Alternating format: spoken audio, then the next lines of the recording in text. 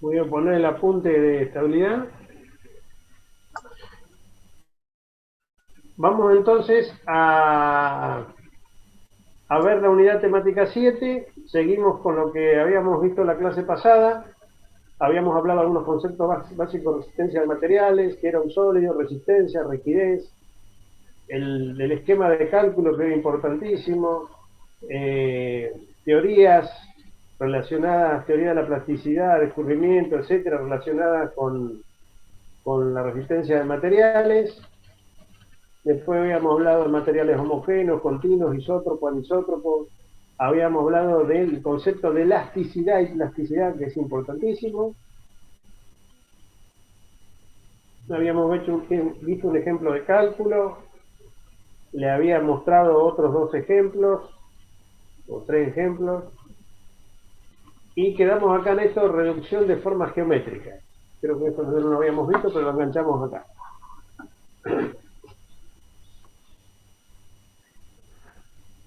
Ya habíamos visto el concepto de barra, que cuando hicimos reticulados, cuando vimos reticulados, la barra era un elemento en el cual predominaba la longitud con respecto a las otras dimensiones. Y podemos hablar en forma general que la barra se genera por el movimiento de una figura plana a lo largo de un eje, ¿sí?, que puede ser recto o una curva. Después definimos la sección transversal, que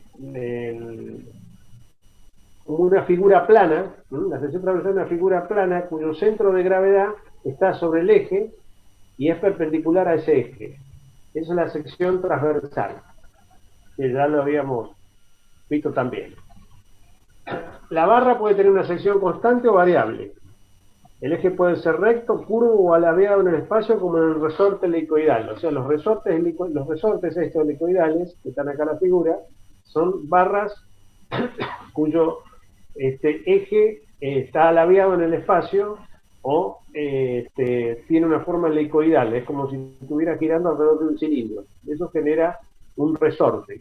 El resorte es un elemento mecánico que tiene unas ciertas cualidades importantes, que después lo van a ver en algunas otras materias, ¿sí?, que tiene una resistencia y se comporta de forma elástica al girado, recupera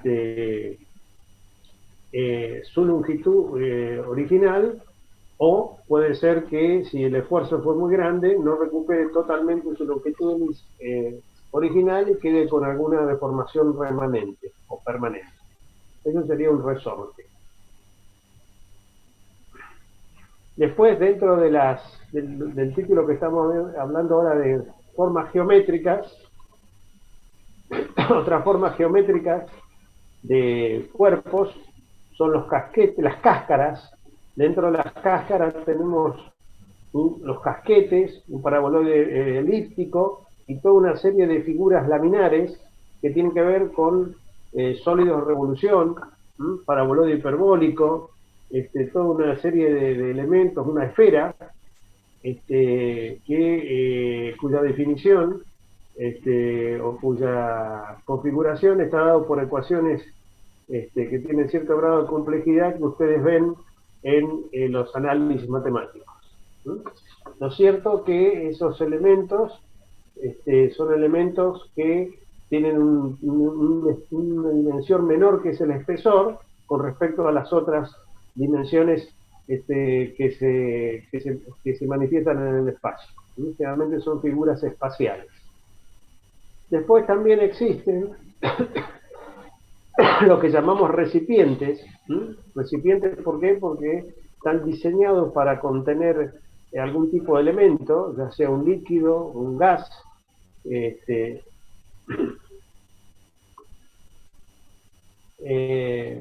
acá vemos una foto, por ejemplo, de un recipiente cilíndrico, que son similares a los que se usan en los vehículos para transportar diversos materiales.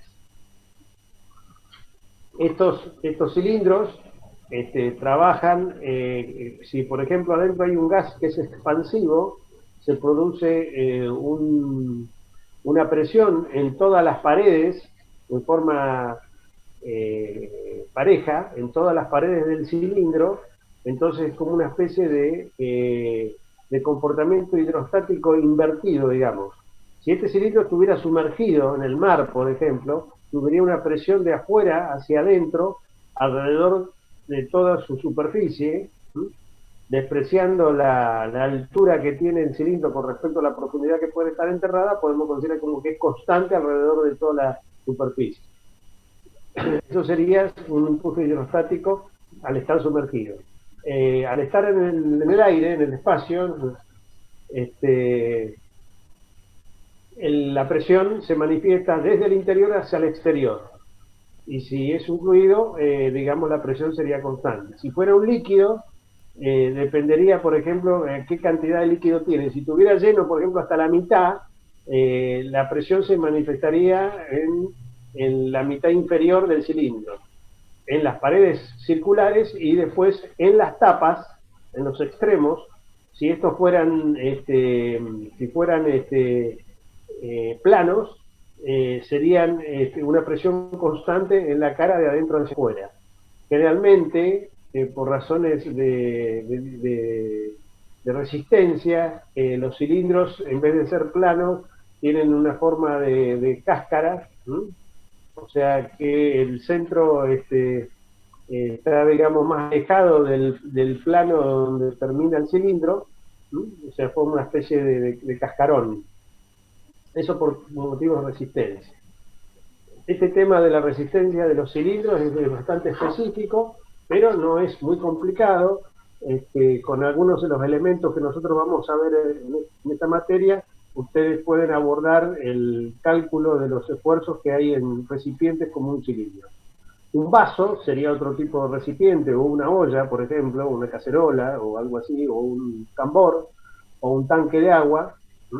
Donde tenemos una presión constante en el fondo y en las paredes tendremos una presión que va a ir disminuyendo, va a ir aumentando, perdón, desde el borde, desde la superficie hacia el fondo, en función de la altura del tirante de agua. Bueno, vamos a volver al concepto de fuerzas exteriores y fuerzas interiores. Para ello vamos primero a ver lo siguiente. Esta figurita que dibujé acá, que es un paralelepípedo, digamos, o que está generado por una figura plana que vendría a ser un cuadrado, o puede ser un rectángulo, pero en este caso está dibujado como un cuadrado, que está empotrado acá en la pared. Al desplazarse de forma horizontal genera una barra de sección cuadrada, horizontal, perpendicular a la pared donde está empotrado. Después eso sube hacia arriba y después se desplaza hacia la izquierda. Conclusión, tengo una barra que está quebrada, está alaviada, pero en realidad está quebrada, ¿ves? Sufre cambios en la posición de su sección, ¿sí?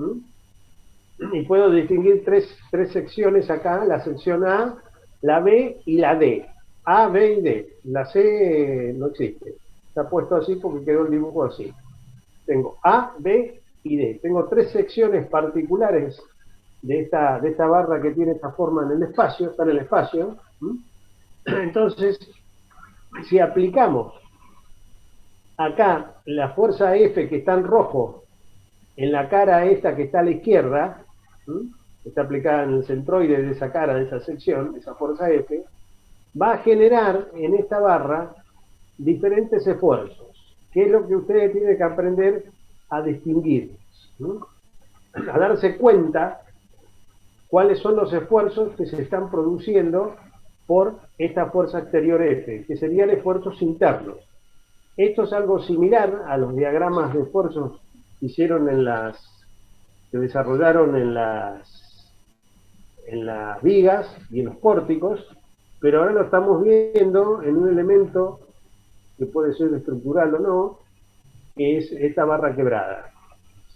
Entonces, si analizamos acá la sección A, analizamos la sección A hacia la izquierda, esta fuerza F, ¿qué produce? Produce solamente un esfuerzo de, en este caso, de tracción, un esfuerzo normal. Entonces, en la sección A aparece un esfuerzo normal, N, que va a ser igual a la fuerza F. Todo eso sucede en la parte esta horizontal que estoy señalando acá con el cursor. ¿Se ve el cursor, no es cierto? ¿Lo ven el cursor? Sí, Sí, se... profe. Bueno, entonces así horizontal, todo esto acá tengo fuerza normal. Después analizo esta parte vertical, donde acá me aparece la sección B. Entonces en esta sección B, acá ¿qué pasa? Esta fuerza F produce un momento flector. ¿Por qué? Porque la recta de acción de la fuerza F tiene una distancia con respecto a la sección B, de manera que esa F, por esa distancia, produce un momento flector, que es lo que está, acá está dibujada aparte la sección B, y está dibujado el momento flector en forma de cupla, ¿m? Que estaría, digamos, haciendo este tipo de flexión en la sección vertical. Pero a su vez, la fuerza F está produciendo un esfuerzo de corte, esta Q que está marcada acá, está en verde y dice Q, sobre la sección B que está aislada acá, dibujada aparte. Entonces en la sección B tengo dos tipos de esfuerzos, momento flector y corte. Si ahora analizo la otra sección, esta, que se encuentra de forma horizontal y perpendicular al empotramiento, ahí puedo analizar la sección D, que está puesta ahí, la D, que está en azul. Entonces acá, ¿qué esfuerzos estaría produciendo la fuerza F con respecto a la sección D? Está provocando, primero, como la recta de acción tiene una distancia vertical, ¿m? A la sección D, una distancia vertical, esa fuerza por esa distancia está provocando un momento que provocaría un momento torsor ahora. Torsor. Estos momentos torsor es un concepto nuevo para ustedes hasta ahora, que no lo han visto. O sea que estaría como torsionando la sección esta B. ¿Mm? Pero a su vez, eh, esa fuerza también puedo señalar otra distancia que sería una distancia que coincide con el eje de la barra horizontal, de manera que esa fuerza por esa distancia estaría provocando otro momento, que sería un momento que está indicado acá de vuelta en forma de cupla, que haría que la parte superior de la sección D se traccione y se comprime a la inferior, como está indicado acá en el dibujo. Y el otro esfuerzo que provoca la fuerza F respecto al punto D es un esfuerzo de corte, ¿no? Tal cual está indicado acá. Esto es una cosa que ustedes tienen que visualizar en cualquier problema que vayan a analizar. ¿Mm? Es una cosa que se tienen que dar cuenta en el espacio. Esto es una habilidad que ustedes tienen que desarrollar para identificar cuáles son los esfuerzos que produce la fuerza F en las diferentes secciones de esta barra. ¿Se entiende? ¿Lo ven? ¿Se dan cuenta cómo es? El dibujo se entiende, ¿no es cierto? Bueno, Sí, profe. espero que Sí, profe, el dibujo se entiende. se entiende. Bueno, ¿se dan cuenta cómo son los esfuerzos? Está dibujado acá en el espacio. Esto es un ejemplo de la serie de problemas que existen en la práctica y que ustedes después tienen que desglosar y analizar, siempre con el concepto de diagrama cuerpo libre, siempre con el concepto de simplificar las cosas. A ver acá arriba, bueno, acá está contado lo mismo. Dice, ya vimos en el caso de las vigas de alma llena que los esfuerzos externos provocan esfuerzos internos, que se podrían reflejar en los diagramas de NQM. Es decir, que si seccionamos un elemento en un sector, para que la parte seccionada se encuentre en equilibrio, se deben evidenciar los esfuerzos internos. O sea, cuando yo corto una estructura, aparecen los esfuerzos internos que equilibran la estructura seccionada. Eso también ya lo habíamos visto. Bueno, ahora vamos a introducir, y vamos a señalar otro concepto importantísimo. Este es un concepto importantísimo. Es el tema de tensión. ¿Mm? Vamos a analizarlo primero para tensiones que se producen para cargas axiles o normales. O sea, que son fuerzas que son perpendiculares a la sección. Acá en este dibujo lo que les estoy mostrando es una figura a la izquierda que tiene una sección o un área de transversal A1 y esta otra tiene un área A2. Tal cual se ve en el dibujo, el área A1 es mayor que el área A2. ¿Mm? O sea que esto es como si fuera... el área puede tener cualquier forma. Acá como está dibujado en forma... Estamos viendo el costado, podemos decir, imaginar que esto es redondo, rectangular, cuadrado, no importa, o una sección amorfa, digamos, la sección transversal. Lo importante es que el área A1, tal cual el dibujo, es mayor que el área A2. El área es lo que está acá arriba, ¿no es cierto? Es la superficie perpendicular al eje de acción de la fuerza. Y la primera figura está sometida a una fuerza F1 y la segunda figura está sometida a una fuerza F2. De manera tal que para ejemplificar esto, vamos a decir que la fuerza F1 es igual a la fuerza que actúa en la figura 2 y es igual a F. O sea, las fuerzas que están comprimiendo estos dos cuerpos son iguales. Las mismas fuerzas entonces están actuando y la diferencia es que el área transversal de la figura de la izquierda es mayor que la figura de la derecha. Entonces, ¿qué sucede acá? El efecto que va a producir la fuerza sobre el cuerpo, podemos medirlo, después lo vamos a definir mejor, dividiendo el valor de la fuerza que está actuando por el área de la sección transversal. Entonces tendremos una tensión. Esto va a producir una tensión. O sea, la fuerza dividida en área vamos a hablar de tensión. Yo divido F dividido a 1 y divido F dividido a 2. ¿Y qué va a pasar? Como A1 es mayor que A2, la tensión 1 va a ser menor que la tensión en 2. ¿Qué quiere decir esto? Que en la figura de la izquierda, como la fuerza F1 actúa sobre una área mayor, la tensión que se produce es menor que la figura de la derecha. O sea que la distribución de la fuerza tiene un área más grande, o sea, la divido por un área más grande, entonces la tensión va a disminuir. Cuando más... Eso, profe, Sí, eso es como la presión.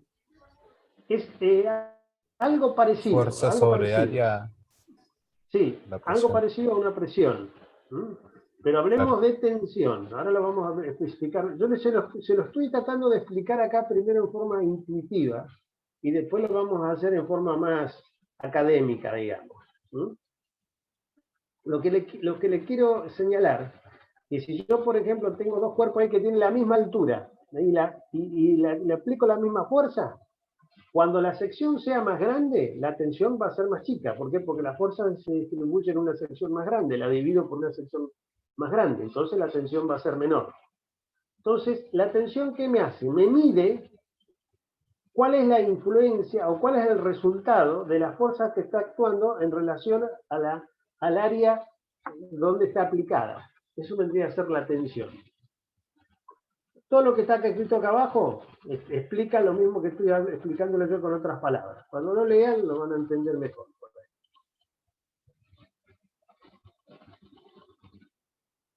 O sea que para ponderar el efecto de distribución de la carga en diferentes secciones, se utiliza el concepto de tensión.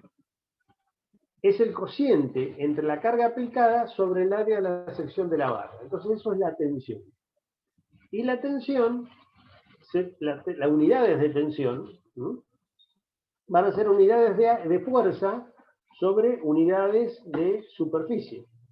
Entonces podemos hablar de kilogramos sobre centímetro cuadrado, de libras sobre pulgada cuadrada, de toneladas sobre metro cuadrado, de newton sobre metro cuadrado, etcétera, etcétera, etcétera.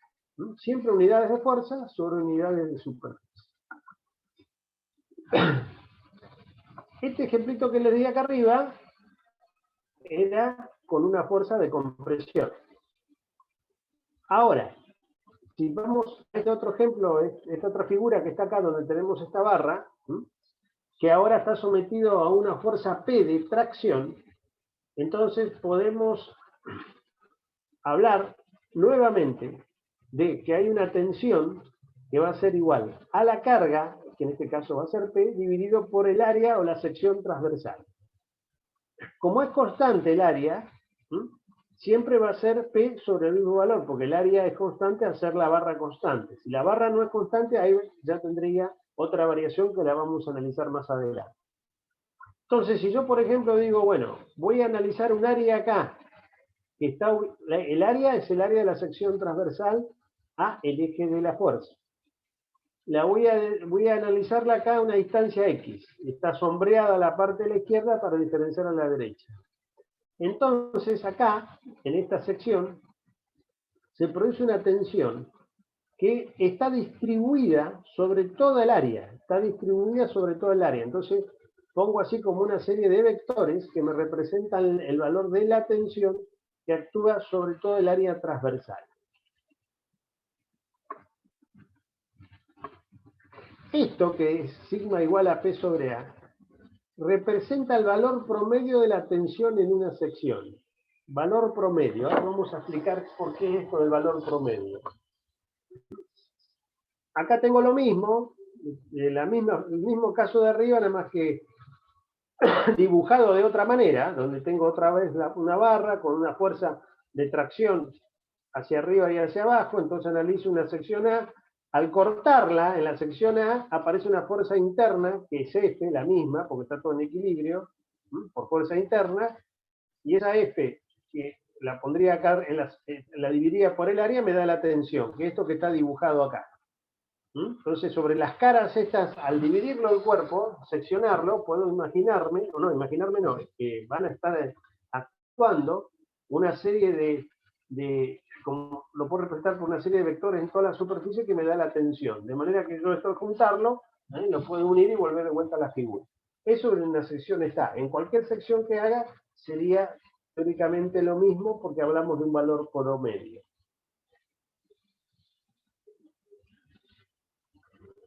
Vamos ahora, eso lo que acabamos de ver así medio en forma intuitiva, haciendo una relación, un coeficiente y definiendo esto de la tensión como una fuerza dividida en un área. Vamos ahora a hacer un análisis con mayor detenimiento. Si lo hacemos esto con mayor detenimiento, o con mayor precisión, o con mayor definición, volvemos de vuelta a una figura donde tengo una fuerza hacia arriba y hacia abajo, en este caso de tracción, y tengo el área A. Pero ahora lo que voy a hacer, voy a analizar un punto perteneciente a esa área A, que lo voy a llamar K, esto que está en verde. Y ese K va a ser un diferencial de área. O sea, voy a hablar de un delta K, un delta F, que sería un infinitésimo de área. Un diferencial de área. Quiere decir que estoy analizando un elemento del área que lo puedo imaginar tan chico como yo quiera, por eso se habla de un infinitésimo. Entonces, sobre ese área va a estar actuando un infinitésimo de toda la fuerza, o sea, voy a hablar de un delta F. Entonces, voy a decir que la tensión va a ser el límite de delta F sobre delta A cuando delta A tienda a 0. Esto aplicando el concepto de límite, como estamos hablando de diferenciales.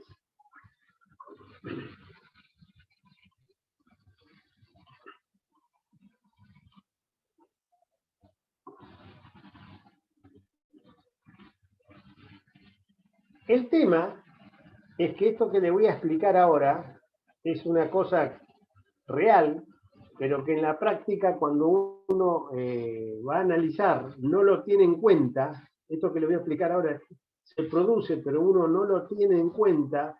¿Por qué? Porque la variación es muy chica y para el tema del cálculo es suficiente con aplicar la fórmula esa, sigma igual a P sobre A. les quiero explicar lo siguiente. Lo que va a pasar acá es que en la práctica, si yo tengo, vamos, otro ejemplo más acá que siempre con el mismo concepto. Tengo una barra con una carga P y P', de manera que P igual a P', o sea que está sometido a una compresión. Si secciono, vamos a seccionar primero en el medio, acá. Si secciono en el medio, que sería el caso de la figura C, va a aparecer tensiones acá, al aplicar la fórmula sigma igual a P sobre A, pero que si lo calculo con el cálculo infinitesimal, en realidad, la tensión esta no va a ser uniforme, va a ser mayor en el centro de la figura, porque la carga P está aplicada en el medio, en el baricentro de la sección, y va a disminuir hacia los extremos. O sea que la tensión no sería constante desde el punto de vista matemático y real, estricto. No es constante, ¿por qué? Porque en el medio es mayor y disminuye hacia los extremos. De igual manera, se produce otra variación que se comprueba en la práctica, que es que si yo corto un extremo inferior acá en este caso, la tensión acá va a tener un valor mayor que en el medio. O sea que, por ejemplo, acá, si corto acá arriba, tendría este diagrama. Si corto acá abajo, tendría este diagrama de acá. En este caso, como los cortes están hechos a la misma distancia de la carga, esta de la carga superior y este de la carga inferior, este diagrama, el del caso B, sería igual al del caso D. Pero observen que en el dibujo, estas flechitas que representan la tensión, también son mayores en el medio, en el centro de gravedad, digamos, de la sección, y van disminuyendo hacia los extremos, esto en el espacio, ¿no? Se produce en las dos direcciones. Pero, además de eso, estas flechitas son mayores que en el medio. Quiere decir que la tensión, si yo corto en el medio, va a tener un valor. Y si me voy alejando hacia el extremo inferior o me voy alejando hacia el extremo superior, estas flechitas van creciendo, como está dibujado acá en estos diagramas. Entonces hay dos variaciones de la tensión.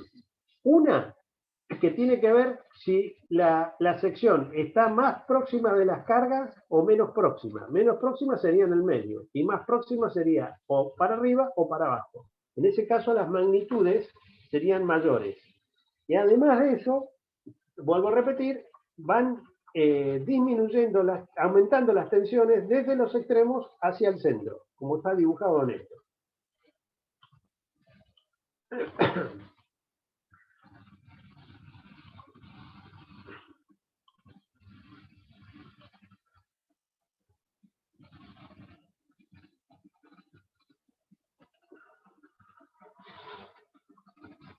Yo puedo pasar desde esta ecuación, que es sigma igual al límite de delta F sobre delta A, que son infinitesimos. Si estamos hablando de continuidad, esto se transforma en integral, entonces puedo hablar de la integral de la fuerza igual a la integral de sigma por diferencial de área. O sea, es como si la pasara para el otro lado.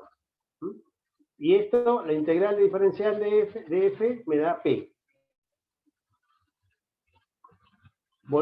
Haciendo el pasaje de términos, puedo hablar de que hablo de un valor promedio, o sea que sigma igual a P sobre A, en realidad es un valor promedio. Es un valor promedio como lo dibujo acá. Me lo dibujo constante. Ve acá lo mismo, todo constante. Bueno, acá no está dibujado el diagrama, pero cuando yo hablo de que la tensión es igual a la fuerza dividido el área, estoy haciendo una simplificación y en realidad estoy hablando de un valor promedio, que es el que vamos a utilizar. O sea que esto que le expliqué recién de esta variación es real, pero en la práctica no la vamos a tener en cuenta. Directamente vamos a usar el valor promedio. Tensión igual a fuerza sobre área.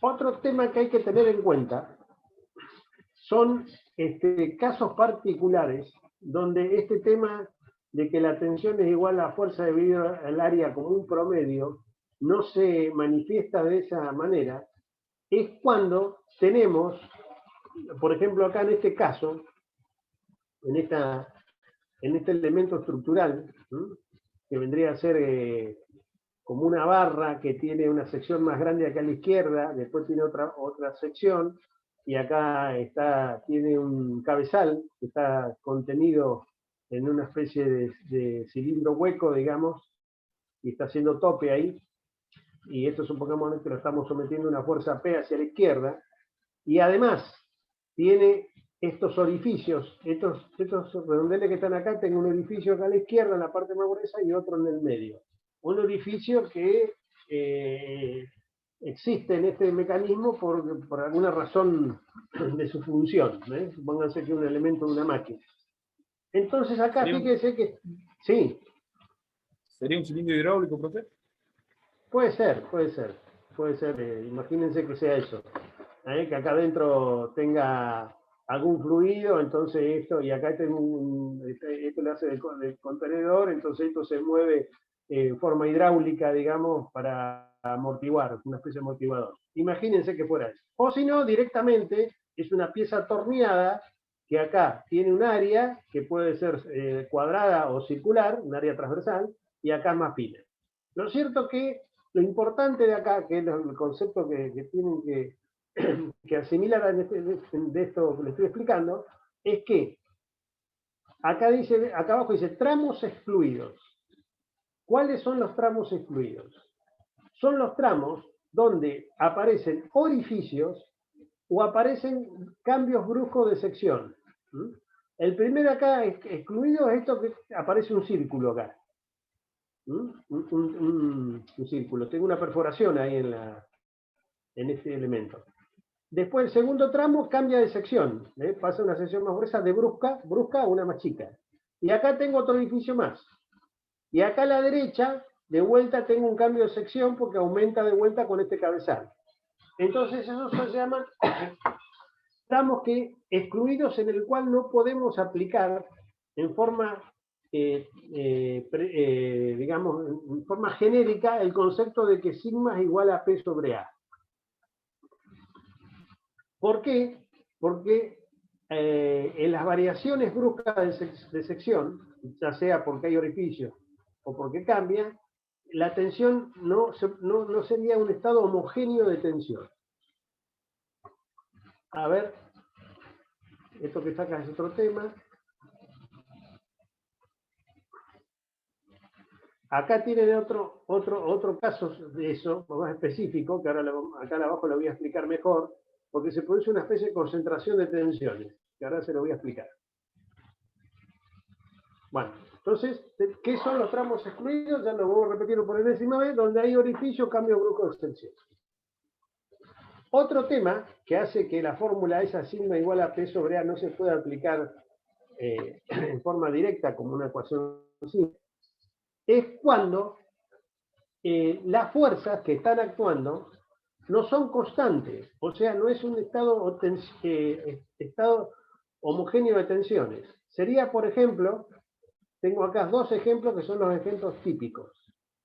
Acá el de la izquierda varía la sección. Fíjense, arranca con una sección gruesa acá y fina arriba, o sea que hace que la sección vaya variando. Si va variando, en la fórmula sigma igual a P sobre A, el área va cambiando de valor. Acá es más grande y acá más chica. Entonces, esto que fue deducido de estas integrales, donde tengo constantes acá, el diferencial de área es constante, y la tensión es constante, y la fuerza que origina la tensión es constante, como A no es constante, no la puedo aplicar esta fórmula tal cual, porque la deduje de una integral. Entonces, en el caso que la sección no sea constante, no se puede. Otro caso sería que en vez de que la sección fuera no constante, que sería acá el B, acá la sección es constante, es la misma. Pero acá, ¿qué varía? Esto sería una barra sometida a su propio peso.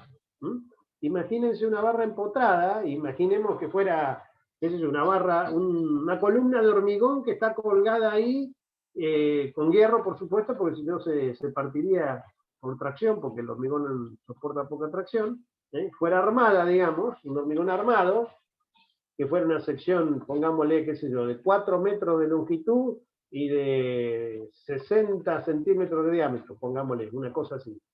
Entonces, el hormigón que pesa mucho, que pesa 2.400 kilos por metro cúbico, va a producir una gran fuerza acá, que hace que se produzca tensiones.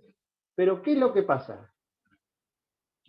Acá arriba, donde está el empotramiento, la fuerza que va a estar actuando, que va a provocar tensión ahí, va a estar producida por todo el peso que está acá abajo, en una sección acá arriba. Entonces el peso va a tener un valor importante. En cambio, cuando me vaya deslizando hacia abajo y analice, por ejemplo, acá casi en el extremo inferior, la parte inferior va a ser mucho más reducida, entonces la carga P acá va a ser menor. Entonces, ¿qué pasa? La fuerza P no es constante, varía. Entonces son dos casos donde hay variación. En el primer caso hay variación en la fórmula esta del área, y en el segundo caso hay variación de la fuerza que está actuando, que es P. Serían casos en que no puedo aplicar la forma directa.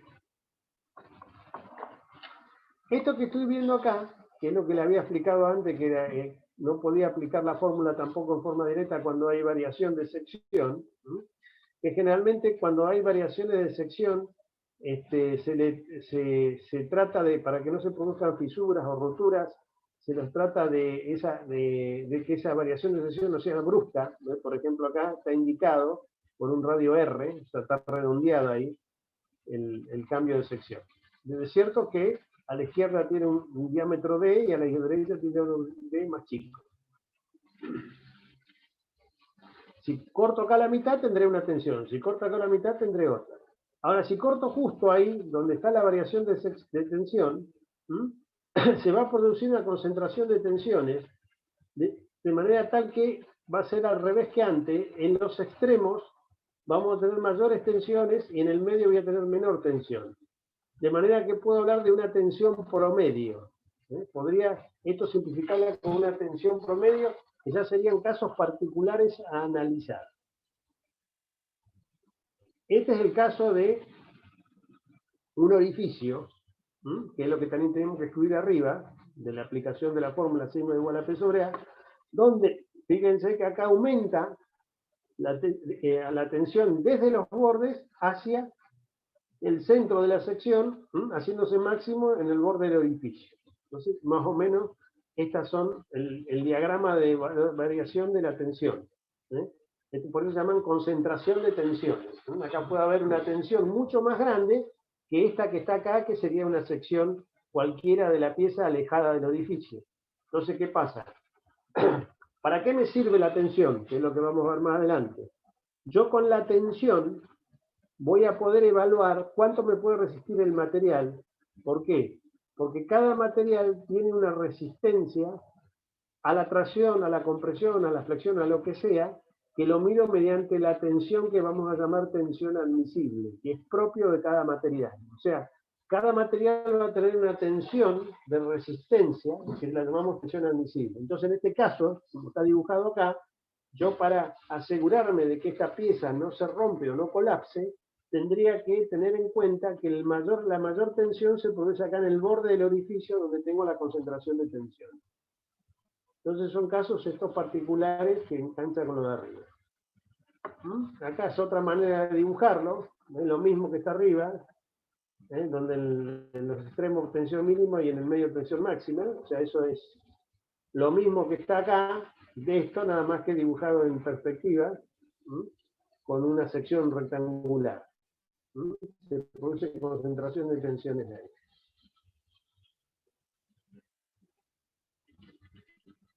Bueno, esto que está acá son medidas que tiene el diámetro del edificio, acá la variación de sección. ¿Cómo analizo yo esto? ¿Cómo lo puntualizo? En este caso, fíjense, dibujado perfil tiene un espesor T, o sea que esto es una especie de planchuela, que tiene variación de sección, esto visto de arriba y esto visto de costado. Y acá tengo el edificio que se ve de arriba, el costado como no está dibujado no se ve. he dibujado una parte. Bueno, esto sería entonces el concepto de tensión. Vamos ahora a seguir, que son 10:22. Se me terminó esta parte del apunte que preparo siempre. Termina acá en la página 14, y ahora sigue en la segunda parte que también le subí, o sea que tengo que subir la segunda parte del apunte.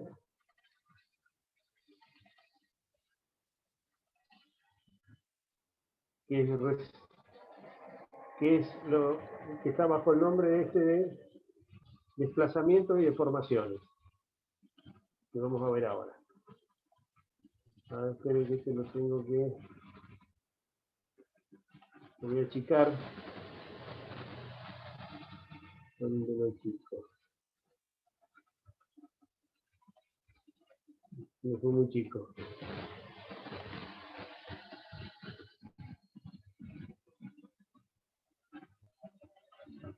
Ahí está. Ahí se ve bien, ¿no? ¿Estamos viendo todo bien? Sí, profe, se ve. Bueno. Lo que estamos viendo ahora se los subí en dos archivos de PDF, ¿no es cierto? Este es el segundo archivo. Vamos a hablar ahora de desplazamiento y deformaciones. ¿Qué es esto de desplazamiento y deformaciones? Primero les muestro así para que tengan un pantallazo. Y vamos a hablar de lo que se llama la ley de Hooke.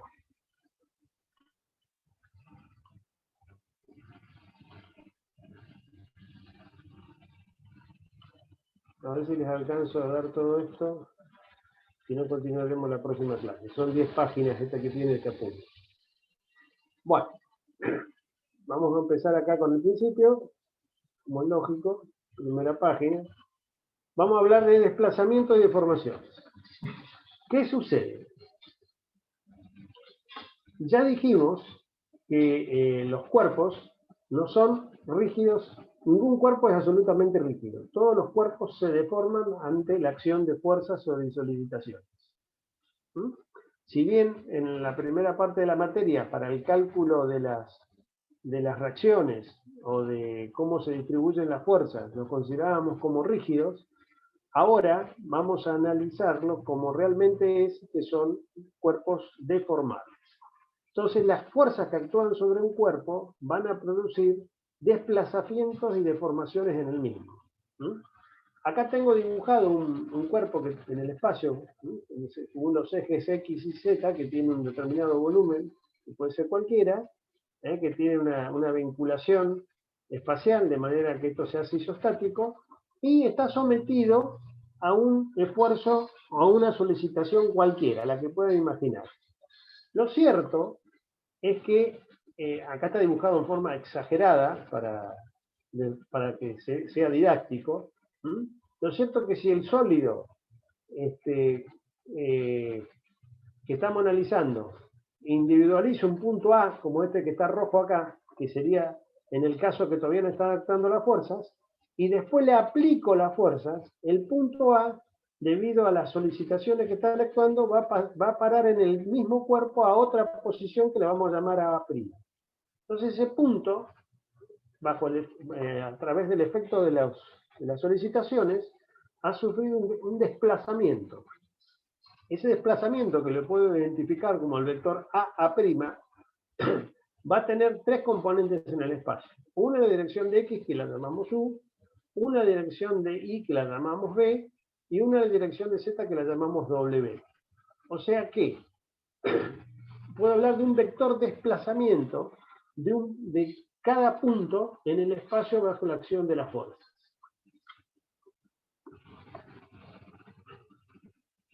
En general, las deformaciones, como dice acá, solo pueden ser apreciadas con instrumentos muy específicos y sensibles, y a veces son insignificantes.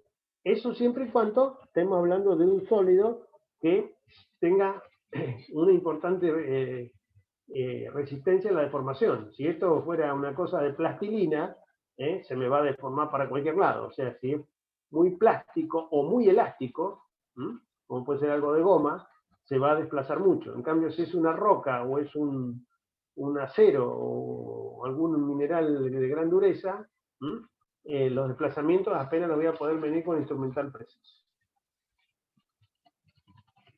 Acá estamos analizando lo mismo, un sólido similar al de arriba, donde yo hablo de que el punto A pasa a la posición A, vamos a hablar en vez de un punto ahora de una recta. Tengo la recta AB, que tiene una longitud S, entonces el punto A va a pasar a la posición A', el punto B a la B', y la longitud esta del segmento que está dividido entre A y B va a sufrir un incremento en su longitud. Entonces, lo llamamos acá S más delta S. O sea que en el desplazamiento de un segmento que puedo individualizar en el cuerpo, ese segmento va a sufrir una distorsión en su longitud que puede ser de compresión o de tracción. Acá le ponemos en general delta S. O sea, el delta S puede ser positivo o negativo. De igual manera, si dibujo en el cuerpo un ángulo que está definido por 3 puntos, D, O y G, en este caso, al deformarse, el punto D va a pasar a D', el punto O va a pasar a O', y el punto C va a pasar a C'. Entonces, este ángulo original que está dibujado o individualizado antes de la solicitación, va a sufrir una deformación. Entonces eso vendría a ser una deformación angular o desplazamiento angular.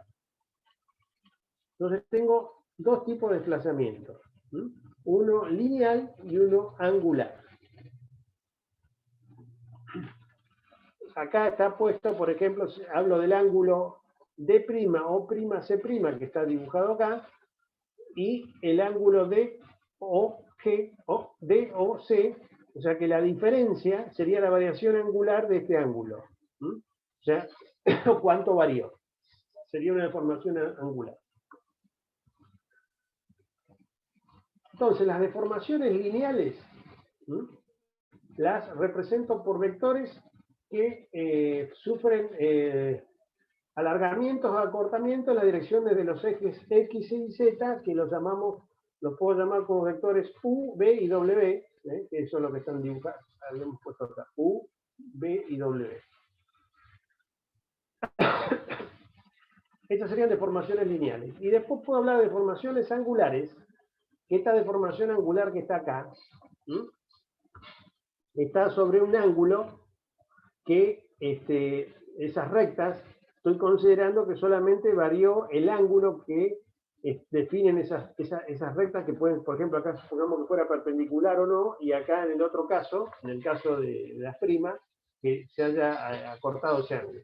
Pero esta distorsión angular, imagínense que en el espacio se puede producir en cualquiera de los planos, hacia el X, el Y y el Z. Entonces, esa variación angular a gamma que puse acá, en realidad va a tener 3 componentes.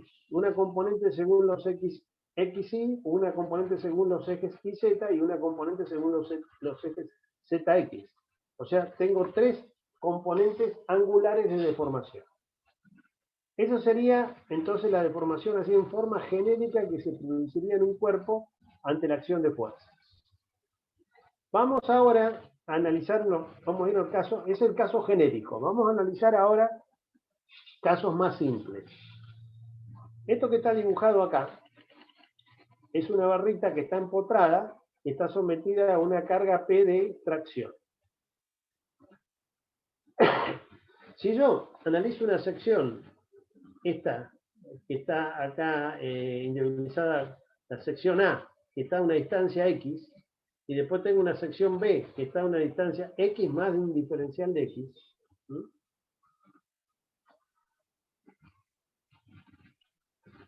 puedo hablar de que este diferencial de X, vamos a analizar primero el diferencial de X, imaginemos que tengo el punto A que pertenece a la sección A y el punto B que pertenece a la sección B. Al aplicar la fuerza P, esto va a sufrir una deformación de tracción, o sea, ¿qué va a pasar? Se va a alargar. Entonces va a pasar de una longitud L original a una longitud que va a ser esta L más un delta L, o sea, va a haber un incremento de longitud. Como esto se estira, ¿sí? Si dejara fijo el punto A, el punto B lo considero que se desplaza, entonces B va a pasar a B'. Entonces este diferencial va a sufrir un incremento de diferencial, o sea, un delta X. O sea que puedo analizar toda la figura que va a sufrir un desplazamiento, va a pasar de L a un delta L, o sea, va a sufrir un alargamiento, o puedo analizar un diferencial que también va a sufrir un incremento de su longitud. Eso es una deformación longitudinal que se produciría en la barra esta. Que esa deformación va a depender de qué? Del valor de la fuerza, de la sección y del material, que es después lo que vamos a definir. Lo cierto es que sufre un incremento. Para analizar esto, vamos a considerar que vamos a prescindir de algunos factores que pueden influir en la magnitud de la deformación, que son la temperatura, porque los materiales se comportan de diferente manera a la temperatura que esté sometido. Una cosa que es a temperatura ambiente, o por ejemplo, imagínense que fuera de hierro, o un acero. Si está a temperatura ambiente se va a deformar de una manera. Si eso estuviera al rojo vivo, a una alta temperatura, se va a deformar, se va a estirar más, porque se comporta de otra manera el material. También va a haber variación si la carga es instantánea o diferida. ¿Qué significa eso? Diferida o de larga duración. Una cosa es aplicar una carga P de golpe y otra cosa es ir una carga que permanezca que la esté aplicando durante mucho tiempo, o sea, tenga una larga duración. Entonces ahí se va a producir como una especie de estiramiento lento del material, una fluencia. Después lo vamos a ver mejor. Y otra cosa que tiene que ver es la historia de esfuerzos a la que fue sometida la barra con deformaciones no elásticas. ¿Qué quiere decir esto? Que si esta barra, que tiene una determinada composición, yo le aplico una fuerza P que la estira, va a producirse un desplazamiento delta L. Ahora, si esa barra ya fue sometida a cargas de estiramientos previas, anteriores, esa barra, de acuerdo al material, si pierde la elasticidad del material o se empieza a comportar como plástico, de acuerdo al valor de las fuerzas, si las fuerzas son muy grandes, entonces va a quedar una deformación remanente. Entonces el comportamiento del material al aplicar la fuerza P va a ser diferente porque ya tiene una historia, ya fue estirado antes, tiene un estiramiento previo. Entonces, estos tres factores que estamos hablando, la variación de temperatura, si la carga es instantánea o diferida, y si tiene una historia previa, o sea, si fue sometida a cargas que provocaron deformaciones no elásticas, no lo vamos a tener en cuenta.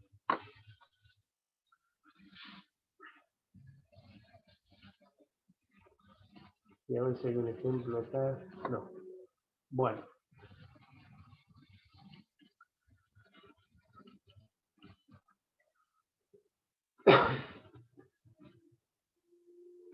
Entonces, vamos a considerar la barra sometida a un estado homogéneo de tensiones, o sea, estado homogéneo de tensiones significa que la carga P es constante y que el área es constante, de manera que puedo hablar de que lo que hablé antes, que la tensión va a ser igual a P sobre A, pero ahora vamos a hablar de la deformación. Para medir la deformación, lo que hago es dividir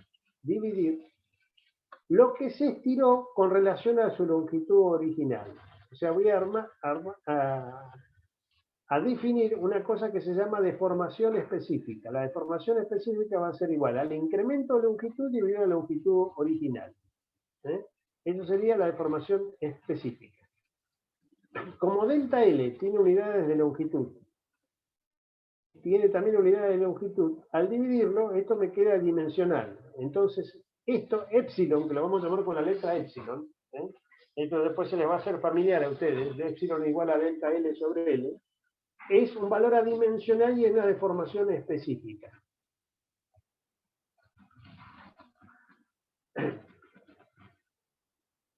¿Para qué me sirve esto? Tendría que haber puesto un ejemplo acá que por eso lo voy a agregar después. si yo tengo esta barra que está acá, y tiene una longitud, imagínense, síganme, una longitud de 2 metros, y se estiró 1 centímetro. Entonces la deformación específica va a ser el centímetro, dividido la longitud original que dije que era 2 metros, sea 200 centímetros. O sea, va a ser 1 dividido 200. Eso me va a dar una deformación específica. Ahora sí, la barra, en vez de tener 2 metros, tiene 1 metro, y digo que se deformó también 1 centímetro, cuando divida 1 centímetro dividido 1 metro, que sería 100 centímetros, me va a dar un valor diferente, que va a ser 1 dividido 100 contra 2 dividido, contra 1 dividido 200. Entonces, ¿cuál se estiró más? ¿Cuál se estiró más? Si las dos, o sea, ¿cuál se estiró más? O sea, lo que se estiraron son 1 centímetro, el delta L es 1 centímetro para los ejemplos que le estoy diciendo. Pero teniendo en cuenta la longitud original, ¿cuál se deformó más? ¿Cuál se deformó más en forma específica? Y se deformó más en forma específica el que tiene menor longitud. El de 100. Claro, el de 100. Porque digamos, una cosa es estirar una barra de 100 centímetros, 1 centímetro, y otra cosa es estirar una barra de 200 centímetros, también 1 centímetro. Entonces, en forma proporcional o la deformación específica es mayor, en este ejemplo que le estoy dando, cuando la longitud es menor. Entonces, para eso sirve este valor epsilon igual a delta L sobre L. Es una deformación específica que me da un número y me da una idea de cuánto se está deformando en función de su longitud.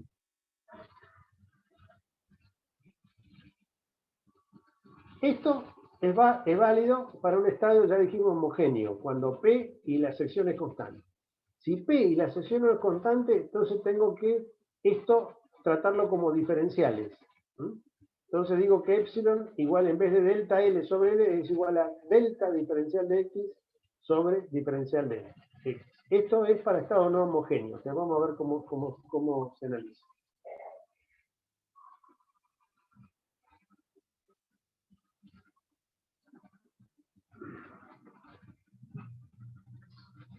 Para el estado homogéneo, o sea, cuando aplicamos epsilon igual a delta L sobre L, decimos que estamos aplicando la hipótesis de Bernoulli. La hipótesis es una suposición que después se comprueba mediante análisis, mediante ensayos en la práctica. La hipótesis de Bernoulli dice que considera que las secciones son planas, se mantienen planas durante la deformación. O sea que si yo agarro en esta barra esta sección así, que sería la A, al deformarse, esto se desplaza hacia la derecha manteniéndose plana, sin alabearse, sin que haya deformaciones en el espacio, digamos, sino que se mantiene. Si yo me imagino un eje, esta sección A es perpendicular a ese eje y esta sección B, que estaría desplazada, también es perpendicular al eje. Entonces las secciones se conservan planas durante la deformación. Esa es la hipótesis de Bernoulli, que después vamos a aplicar más adelante. Vamos ahora al otro concepto importantísimo, que es este tema de la ley de Hooke. ¿Qué es esto de la ley de Hooke? Esto se aplica en general para desplazamientos pequeños, para deformaciones pequeñas, basándose también en la hipótesis de Bernoulli, o sea que las secciones se mantienen planas durante la deformación. ¿Y qué me dice esta ley de Hooke? Me dice que existe una proporcionalidad entre la tensión que se produce en la barra y la deformación específica. O sea, habla una proporcionalidad entre tensión y deformación. O sea, habla una proporcionalidad entre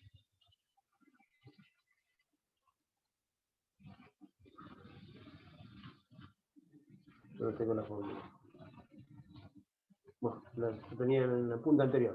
Entre sigma, que es igual a P sobre A, y entre epsilon, que es igual a delta L sobre L. Entre esos dos elementos existe una proporcionalidad. Eso me dice la ley de Hooke. Proporcionalidad entre sigma y E. Entonces, si hay una proporcionalidad, ¿la proporcionalidad qué es? Es una igualdad. Esto es un concepto de matemática.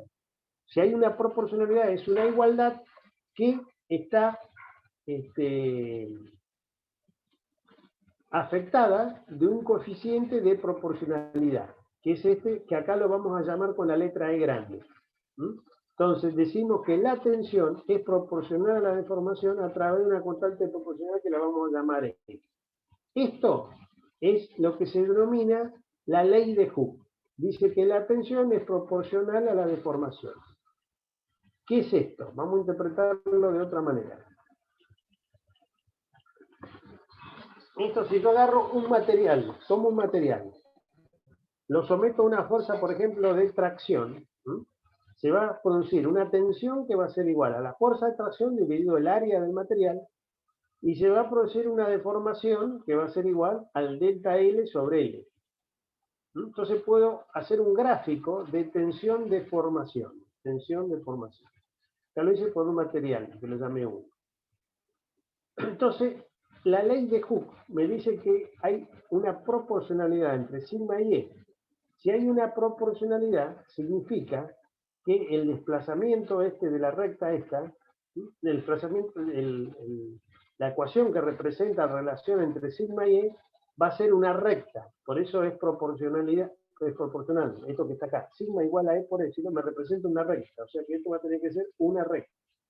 ¿Por qué? Porque si yo divido, por ejemplo, sigma 1 dividido S1, me va a dar un valor. Si divido acá otro valor de sigma dividido E, me va a dar el mismo valor. Por eso es una recta, es una constante.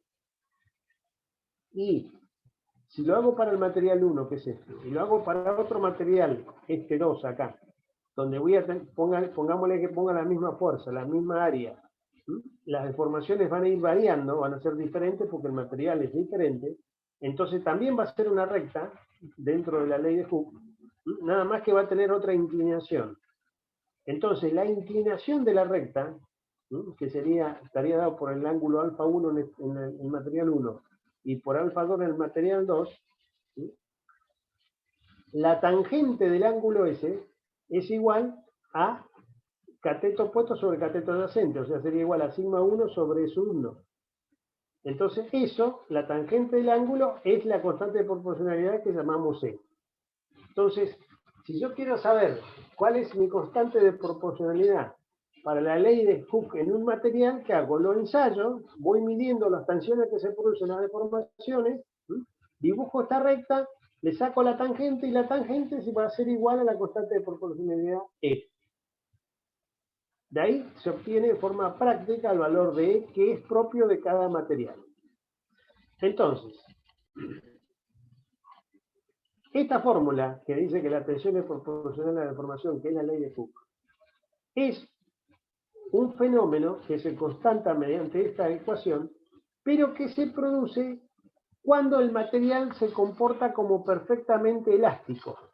O sea que está dentro de un cierto límite que es para de pequeñas deformaciones y dentro del periodo elástico. O sea, la ley de Hooke se aplica o se manifiesta únicamente para pequeñas deformaciones y dentro del periodo elástico del material.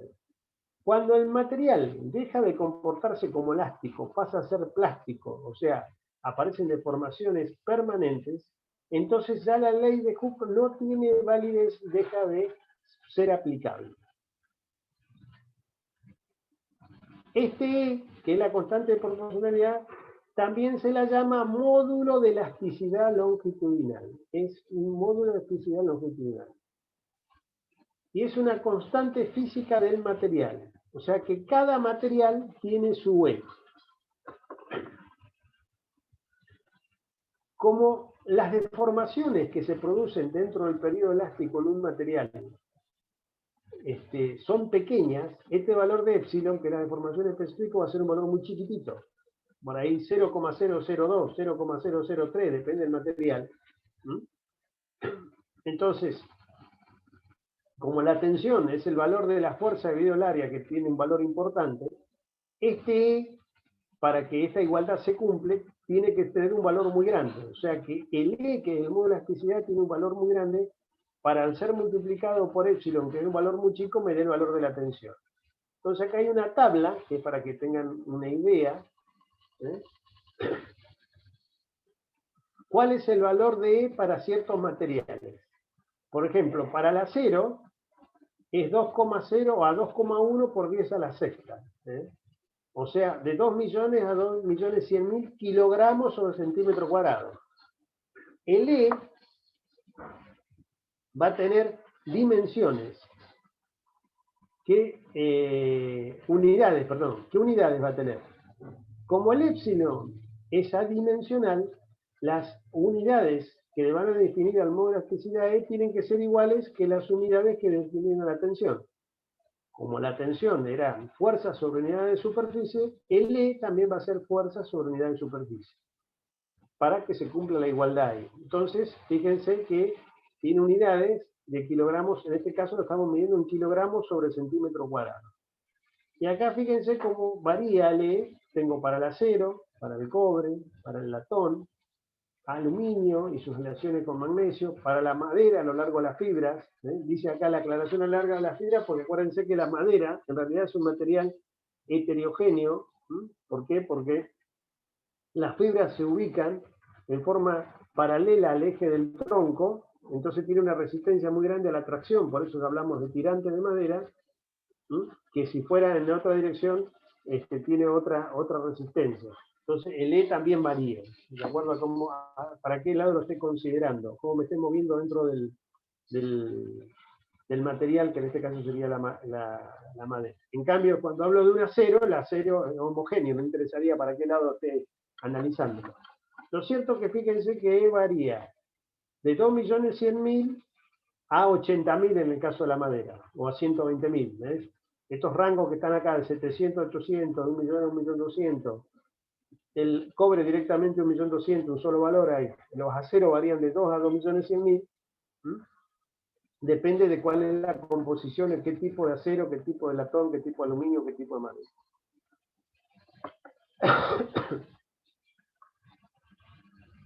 Entonces, resumiendo, como dice acá, la ley de Hooke se cumple para ciertos materiales, o sea, no todos los materiales cumplen la ley de Hooke.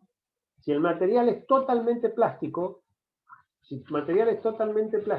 cuando yo hago el ensayo de tracción, deformación o tensión, deformación, esto no es una recta. Entonces, si no es una recta, no existe la proporcionalidad, entonces no se cumple la ley de Hooke. Entonces, no todos los materiales cumplen con la ley de Hooke, y la ley de Hooke se manifiesta para pequeñas deformaciones.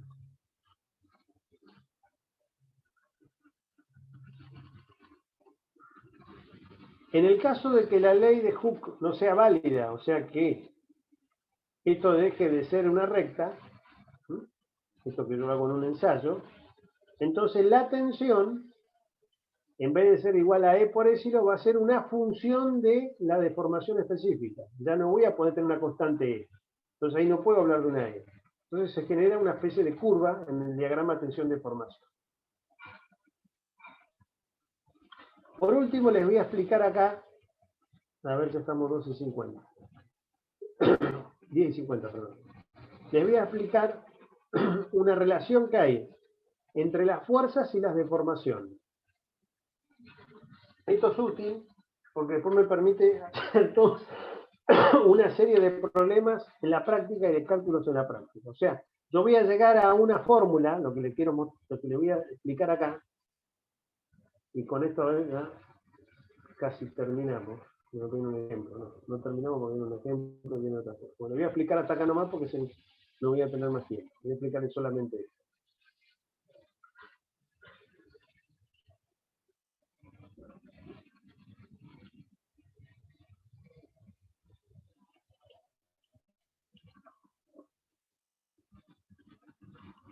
Relacionando las fuerzas y las deformaciones que se producen, voy a llegar a una fórmula que esta que está acá, que me va a decir que el incremento de la longitud va a ser directamente proporcional a la fuerza que esté aplicando, a la longitud que tenga la barra o el elemento. Imagínense que es de tracción. Entonces, cuando más larga, mayor va a ser la deformación específica. El delta L lo que se incrementa, el delta L lo que se incrementa la longitud, e inversamente proporcionales a dos elementos que tienen que ver con la forma que tiene el material y con el material que estamos hablando. La forma que tiene el material va a estar dado por el área que tiene la sección. O sea, si la sección es cuadrada, rectangular, y que la cantidad de material, de centímetros cuadrados, en una palabra que tengo en la sección. Y el otro elemento va a ser el E, que es el módulo de elasticidad longitudinal, que va a depender de qué. ¿De qué función el E? El E es función del tipo de material. Cada material tiene un E. Entonces, si yo someto, por ejemplo, una barra a un esfuerzo de tracción, lo que se va a estirar, porque estoy sometiendo la tracción, o sea, el incremento que va a tener su longitud, va a ser directamente proporcional a la fuerza que está aplicando, a la longitud que tenga, e inversamente proporcional al área y al módulo de elasticidad. Quiere decir que cuando mayor sea el área de la sección, ¿qué pasa? Va a resistir más la deformación y el delta L va a ser menor. Por eso está dividiendo acá. Y cuando el E sea más grande, también el incremento de longitud va a ser más chica, porque está dividiendo el E. Esto es función del material. ¿Cómo llego a esta fórmula? Llego relacionando los conceptos que ya habíamos visto. Habíamos visto que la tensión era igual a la fuerza sobre el área en un estado de tensión, un estadio homogéneo de tensiones. Habíamos visto que el épsilon era igual al delta L sobre L, o escrito en forma genérica, igual al delta diferencial de X sobre diferencial de X, y analizo para un diferencial. Y si estoy dentro del periodo elástico donde se cumple la ley de Hooke, puedo decir que la tensión es proporcional a la deformación. Esta fórmula me relaciona sigma, reemplazando acá esto, épsilon es igual a delta diferencial de X sobre diferencial de X. Y a su vez, si yo acá el espejo épsilon me queda sigma sobre E. Lo pongo acá, entonces esto es igual a sigma sobre E. Y a su vez, esto es igual, sigma era igual a ¿qué? A P sobre A. Entonces me queda P sobre A sobre E. Acá reemplacé P, sigma por P sobre A. O sea, reemplazando estos dos valores, me queda que épsilon igual a P sobre delta. Por lo tanto, igualándolo esto de acá, puedo decir que delta diferencial de X es igual a P por diferencial de X sobre EA. Como estoy hablando de diferenciales, esto lo puedo integrar, hablando de un material continuo y homogéneo, lo integro entre ¿qué? Entre la variación que tiene diferencial de X, que va a ser entre 0 y L, que es la longitud. Integro esto a ambos miembros, entonces, la sumatoria de los delta diferencial de X, los delta diferencial de X, es sumar todos estos deltas que sufre cada diferencial de X. Delta diferencial de X de cada diferencial de X. Si lo sumo todo, ¿qué me va a dar? Me va a dar esto, el delta L. O sea, la integral. La integral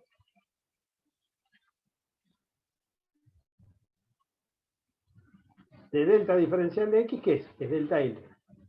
Y la integral de P por diferencial de X sobre A, P es la constante que es una fuerza, E es otra constante que es elasticidad, y A es otra constante que es el área de la sección, entonces es como integral diferencial de X. La integral diferencial de X, que es X. ¿Y X entre qué varía? X es la distancia que estoy midiendo. X varía entre 0 y L. Entonces, la integral de X entre 0 y L es L. Entonces acá me queda, esto me queda P por L sobre EA. Entonces ahí llego a la fórmula que me dice que delta L es igual a P por L sobre EA. Esta fórmula es muy importante, de mucha aplicación, porque yo puedo calcular cuánto se va a estirar una barra o un elemento sometido a una fuerza P, conociendo la longitud, el área de su sección y el material que se trate, que está representado por su módulo de elasticidad. Bueno, entonces, calcular cuánto se va a estirar. ¿Qué incremento va a sufrir su longitud? O al revés, de esta fórmula puedo hacer pasajes de término para este lado, y puedo decir, bueno, si quiero que se estire 2 milímetros, o sea que el delta L sea 2 milímetros, lo multiplico por E y por A pasando por este lado y divido por la longitud original y me va a dar la fuerza que tengo que aplicar para que se estire esos 2 milímetros que quiero calcular.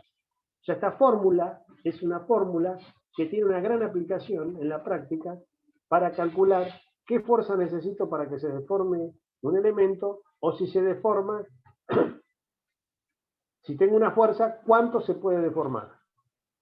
Esta fórmula tiene entonces las restricciones de que el material se esté comportando dentro de la ley de Hooke, o sea que pueda existir, aplicar el E, que es solamente cuando estoy dentro del periodo elástico, y cuando la fuerza P es constante, el área A es homogénea y también constante. Entonces ahí tiene aplicación esta carga, esta forma. Acá vuelvo al ejemplo que habíamos visto al principio, donde fíjense, en estos ejemplos el área no es constante y acá la fuerza no es constante.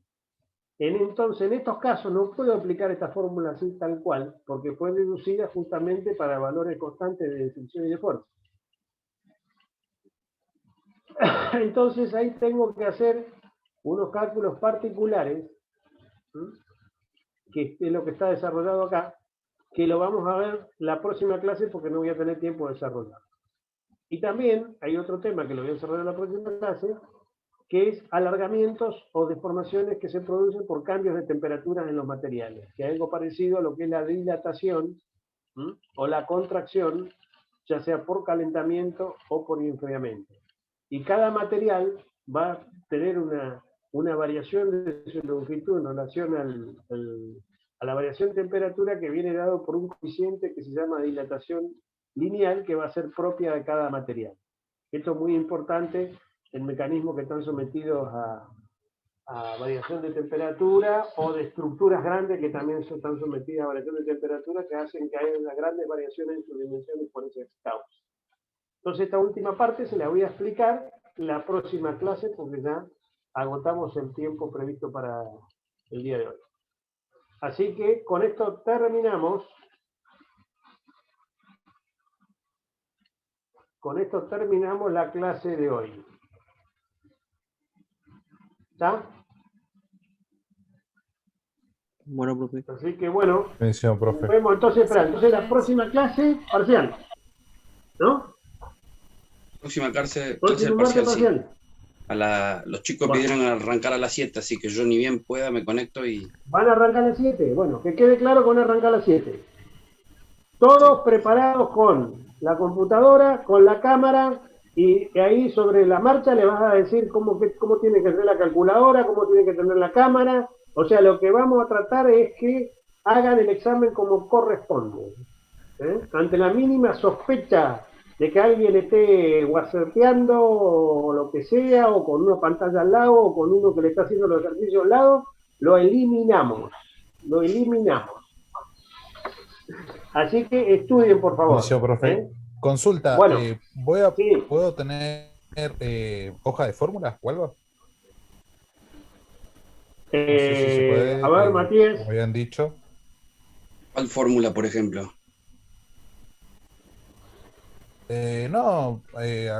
Algo escrito, para no olvidarme, o algo así. La de centro de gravedad, por ejemplo. Por ahí es más Claro, complicado de acordar. la figura de centro de gravedad, el cuarto de círculo. Esas lo piden y se los paso en pantalla. Vamos a tratar de que no tengan nada que pueda llegar a ser sospechoso. El año pasado aprendimos y tenemos demasiadas malas experiencias con eso. Así que si necesitan una fórmula de las que, por ejemplo, sean geométricas. Ahora, ¿cómo se calcula algo? Y a eso es lo que tienen que saber ustedes, ¿no? ¿Me explico? O sea, ustedes tienen que saber cómo se hacen las reacciones, cómo se hace el momento flector, el esfuerzo normal, el esfuerzo de corte. Eso no pueden preguntar. De hecho, las preguntas que se responden con sí, con no, por lo general no las respondemos. Buenísimo. O sea, por ejemplo, Y profe, otra ¿está bien consulta. esto? Sí. Claro. Otra consulta, ¿los gráficos los hacemos en AutoCAD o en hoja van a ser? Esa era otra consulta. Lo que sea más rápido para ustedes. Lo que no sea un impedimento de que necesiten más tiempo. A las 9 en punto yo corto todo. O sea, tienen que ir regulando ustedes su tiempo. Sí, el año pasado nos pasó que terminamos casi 9:30, que no sube, que la página que está caído, y fuimos así, bueno, a las 9 en punto vamos a cortar. Si ustedes creen que hacerlo en AutoCAD les lleva mucho tiempo, háganlo a escala gráfico, que es muy rápido. Mucho más rápido hacerlo en papel. Pero Yo vayan les recomiendo regulando. que traten de hacerlo en papel a mano, digamos, salvo que maneje muy bien y bien rápido el AutoCAD. Porque si van a estar con el AutoCAD dando vuelta ahí, que no me acuerdo cómo se hacía esto, cómo se hacía el otro, que en vez de una clase de estática se transforma en una clase de manejo de AutoCAD, va a ser problemático para ustedes. Entonces, en ese caso, es preferible que lo hagan a mano en un papel, después le sacan una foto y lo suben ahí nomás. ¿Mm? ¿No, Marcial? Exactamente. Así vamos a hacer, porque Buenísimo. el año pasado también, profe, ¿cómo era acá? ¿Y cómo la dividía esto? ¿Y cómo se dividía en segmentos? Y empezaban cosas así. Además molestamos al resto, ¿no? Que está escuchando. Por eso preferimos en papel. Yo igual le voy a ir diciendo, falta media hora, faltan 15 minutos, para que ustedes lo vayan regulando. Si le damos hasta las 3 de la mañana, algún momento le va a salir. Listo, profe, quedó claro. Sí, sí. Bueno, hasta Bueno. mañana, hasta el martes. Chau, chau. Buenas noches. Buenas noches, Buenas profe. noches. Hasta luego.